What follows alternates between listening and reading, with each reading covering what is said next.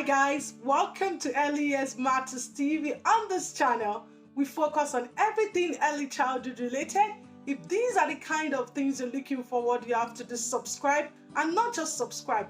Turn on that notification bell so that whenever a new video is being dropped on this channel, you'll be the first person to be notified.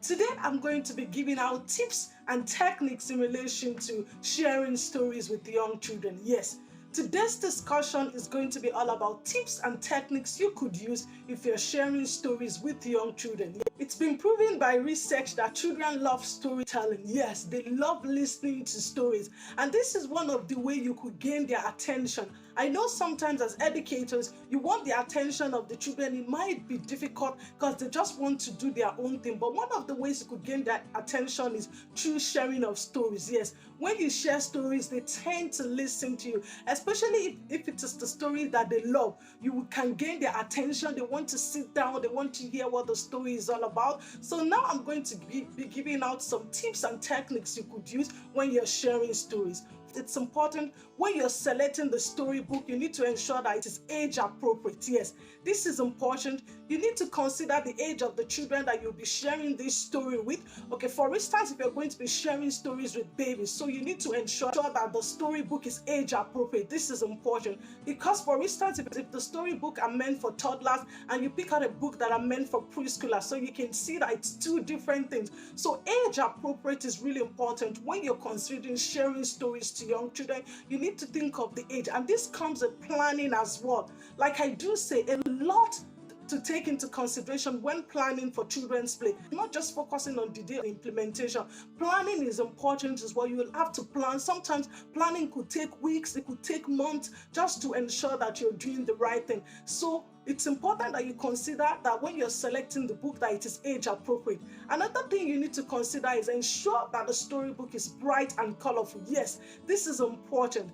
You need to consider the age group you're going to be working with. Let's look at early childhood, where children from birth to the age of 6. So it's important that whatever storybook that you're going to be selecting, it has to be bright and colorful, that will draw the attention of the children. This is important. When you're selecting storybooks, ensure that it's bright and colorful, that it can draw the attention of the children. For instance, if the storybook is dull, it's not going to be fascinating. The children will not be interested in it. So it's important when you're considering selecting storybooks, ensure that it is bright and colorful. This is important. Another thing you have to consider is the room layout. This is important. Like I said earlier, a lot goes into planning. So you need to consider the room layout. Where are the children going to sit? Where are you going to position the children? Where are you going to position yourself? Where are you going to position the book, the storybook? This is important as well, because you need to ensure that the positioning is the right one, because you want the attention of all the children. You don't want some children sitting in one particular spot that they are going to be screaming, they can't see the book or they can't hear you. So the room layout is important when you're thinking of sharing stories to young children. So consider the room layout. Where are you going to position yourself? You also need to consider to position yourself where all the children can see you. Where are you going to position the storybook as well? This is important. It has to be where the children can see. So I would advise that when you're sharing story, everybody can sit on the mat, including you yourself. Everybody, not leaving anyone behind. So everybody can see they're in a corner. Everybody's around corner, so they can see the book. They can also see you. So when you're considering sharing stories to a group of young children, consider the room layout, consider the posture, and then your tone of voice is also important. When you're sharing a story, you're not just going to run through the story.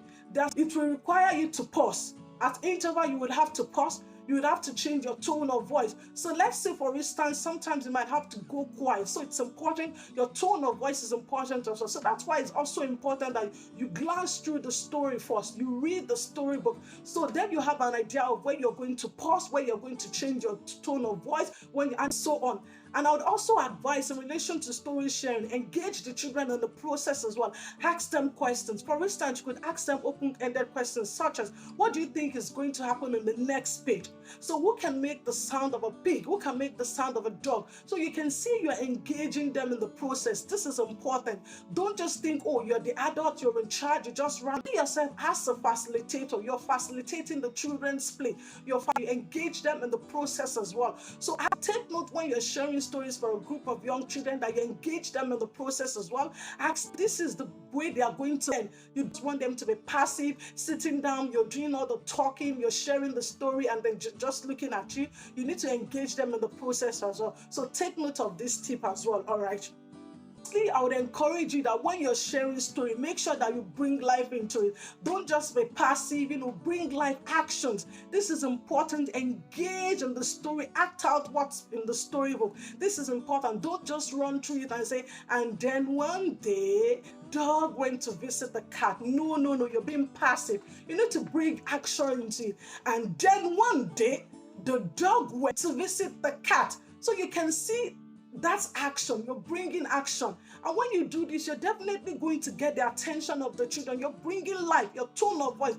You're commanding your tone of voice. The children will be so much interested. And you see them bring life into it. They'll be able to express themselves. You also need to understand that story sharing is beneficial for young children in relation to their holistic development. It helps them in terms of the physical development as well. When you give them the opportunity to flip the pages of the story, you're asking them questions. This is going to help in terms of their imagination, cognitive development, socialization as well. When you're asking them questions, social development, they're socializing with their peers, emotional development, they'll be able to express themselves. So can you see that I could go on and on in relation to the benefits of story sharing? So I'm going to advise you. So educators and parents, I hope you've taken note of this tips and techniques in relation to when you're sharing with young children. And if you want more of this on this channel, what you have to do is subscribe, and not just subscribe, turn on the notification bell so that whenever a new video is being dropped on this channel, you'll be the first person to be notified. Until I come your way next time, stay safe and mind yourselves for now. Bye.